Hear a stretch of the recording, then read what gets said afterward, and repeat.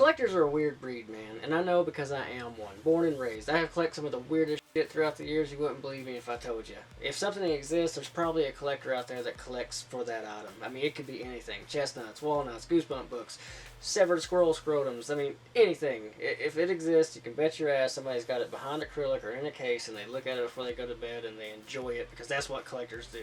We're weird. Okay, so sure, we may look like we're off our fucking rockers to the rest of the planet, but who cares? I mean, if you spend 30 seconds honestly looking at the various collectors and collections from across the world, you will come to find very fast that there's one thing all these people have in common.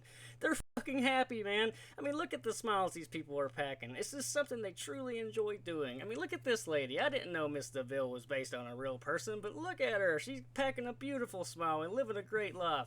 My favorite, by far, absolute, most potent collection obsession has always been the Nintendo 64. Ever since Christmas Day 1996, I tore into this bastard, ripped my Super Nintendo out of the wall, plugged it in, and witnessed Mario 64 for the very first time in all of its glory. I bet you remember this. It's me, Mario!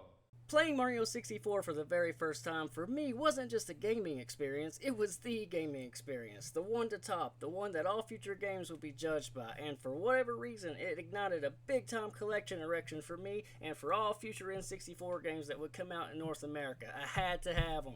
It changed my life, and at that moment, I decided I want to have every single Nintendo 64 game, and I'd be damned if it didn't happen.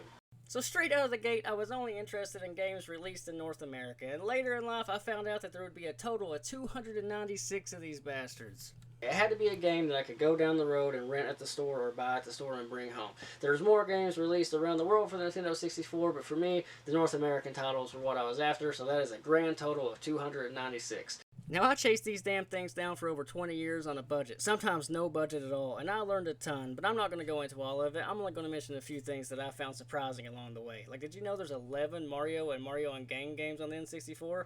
Mario 64, Mario Kart 64, Smash Brothers 64, then of course you got Mario Tennis and Mario Golf, and you can't forget Mario Party 1, 2, and 3, and then the ones that tend to slip people's mind, Dr. Mario and Yoshi's Story. And there would go on to be a total of 4 Pokemon games. Stadium 2, which is of course the only game that had that badass dual-colored cart thing going on, which I think is the coolest looking card out of the bunch. And then you have Pokemon Puzzle League, and of course Snap, which is a game I beat yearly.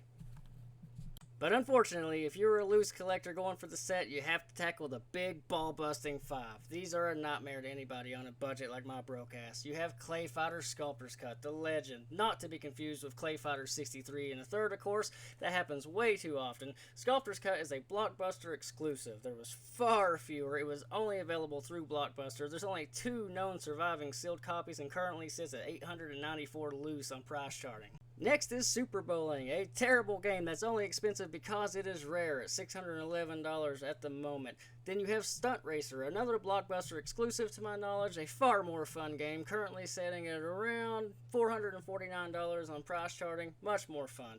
Then, an actual fun game, Bomberman 64, The Second Attack, truly awesome, just a sequel to Bomberman 64 at $233 at the moment. And my personal favorite, Worms Armageddon. This is my family's absolute favorite N64 game to play together, sitting at $284. It came out on other systems, but we love to play this thing 4-player. And that's the big ball-busting 5. Hard as hell to come by, but even harder to keep when you're running on a tight budget like we do all the time.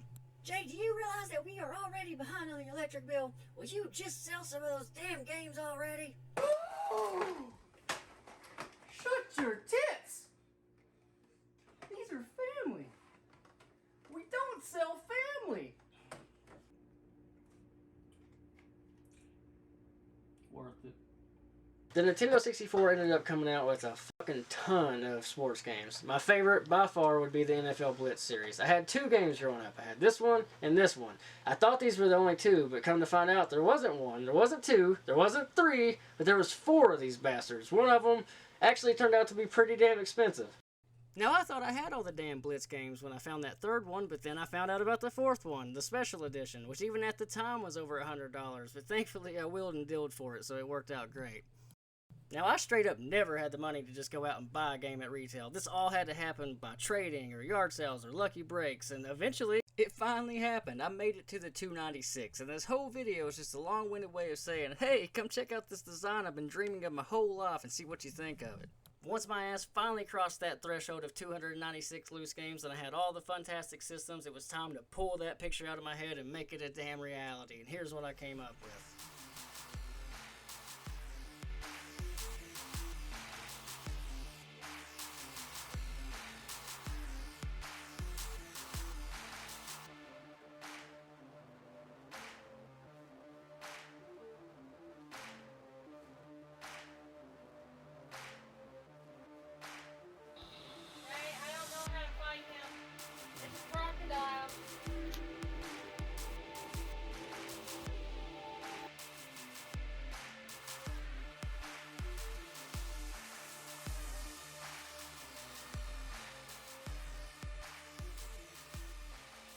I think the next thing I'm going to do is take down all the games and then see about, I want to lay them long ways instead of being stacked like that, because it's a bitch if I want to play, you know, Blitz or Blitz Special Edition. I have to grab it out and deal with an entire stack on top of them falling. And another terrible thing about how this is set up is if you jump around or stomp around like my kids love to do, the games tend to shift. See that? And in time, I'll look up and they'll all be towering and ready to fall. And there's been a time or two a game has fallen, and I'm not a fan of that. I've got some pulled down. I'm trying to maintain the semi-alphabetical order as I go. Alrighty, I got the first row laid. I really like how it came out. So I think the plan is I'm going to put another board just like it right above it, raise this layer of games up, and then put another layer there, and then try to do some on this side and on that side to see what it balances out. So I've decided to put another board in just like that, and that top board's going to be for some boxes.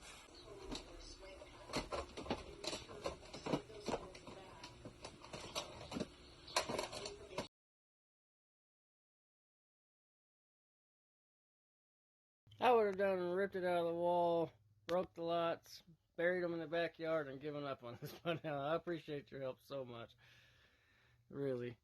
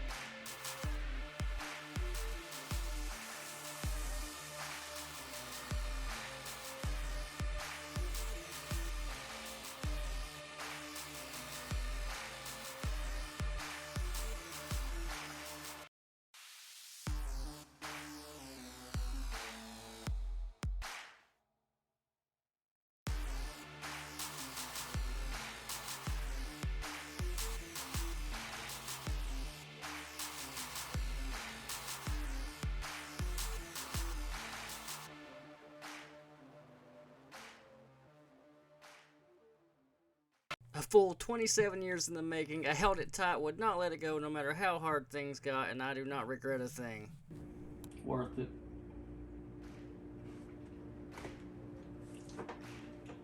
Thanks for watching, guys. I hope you liked the display. If you're a collector like me, then you understand completely where I'm coming from, and I've got a lot more to talk about. So if you don't mind, like and subscribe, and I will see you in the next one.